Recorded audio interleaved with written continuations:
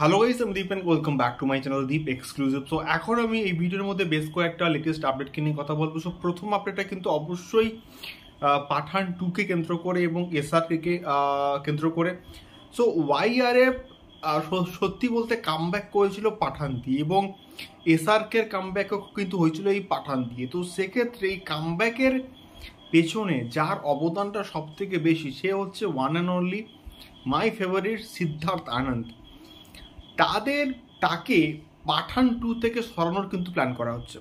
এটা কতটা যুক্তিযুক্ত, এটা আমার অনেক অনেক বড় কিন্তু একটা প্রশ্ন আছে। তার কারণটা হচ্ছে পাঠান মানে যে প্রজেক্টটা দিয়ে ওয়াইআরএফ কামব্যাক করলো, যে প্রজেক্টটা দিয়ে এসআরকে একটা বিরাট বড় কামব্যাক করলো, সেই প্রজেক্টটা থেকে যদি সেই সিনেমার ডাইরেক্টরকে সরিয়ে দেওয়া হয় তাহলে সেই প্রজেক্টটা অ্যাকচুয়ালি কেমন হবে, এটা সব থেকে বড় কিন্তু প্রশ্ন। এবং ওয়াইআরএফ যদি এটা করে যে পাঠান 2 এর অ্যাজ এ ডিরেক্টর হিসাবে সিদ্ধার্থ আনন্দকে সরিয়ে দেয়, তাহলে এটা খুবই কিন্তু মূর্খের মানে এর মতো কিন্তু জাস্ট কাজ হবে। তার কারণটা হচ্ছে যে ল্যান্ডমার্কটা ক্রিয়েট হয়েছে এই পাঠান দিয়ে, এবং তার পেছনে সিদ্ধার্থ আনন্দের অবদান কিন্তু প্রচুর প্রচুর, এটা সত্যি বলতে মানতেই হবে। এবং এসআরকে অবশ্যই স্টারডাম আছে, এবং সেই স্টারডামটাকে কীভাবে ইউজ করে অডিয়েন্সের সামনে প্রেজেন্ট করতে হবে এবং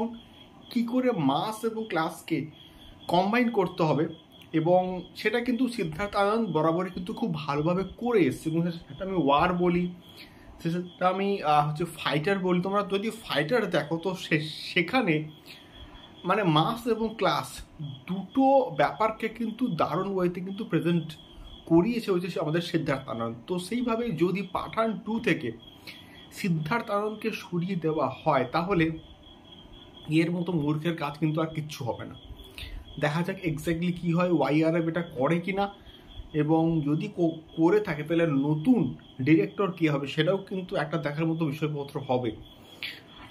দেখা যাক এক্স্যাক্টলি কি হয়। তো দ্বিতীয় যে বিষয়টাকে নিয়ে কথা হবে সেটা কিন্তু অবশ্যই দেবদাকে নিয়ে এবং প্রধানকে নিয়ে। সো প্রধান কিন্তু 100 দিন কিন্তু কমপ্লিট করলো, এবং দেবদা যে ছবিতে হাত দিচ্ছে সেই ছবিটা একটা দুর্দান্ত লেভেলে কিন্তু সাকসেস পাচ্ছে বক্স অফিসে।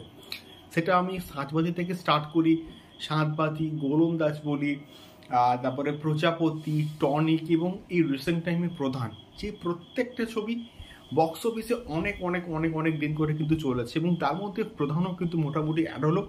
এবং 100 দিন রমরমিয়ে কিন্তু এখনো অবধি চলছে প্রধান।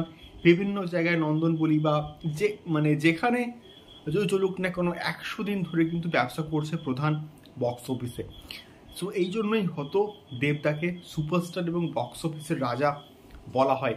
এটাই ছিল মেনলি বক্তব্য। তোমাদের কি ফিডব্যাক আমাকে অবশ্যই কিন্তু কমেন্ট করে শেয়ার করতে পারো। দেখা হচ্ছে পরবর্তী ভিডিওতে। টাটা।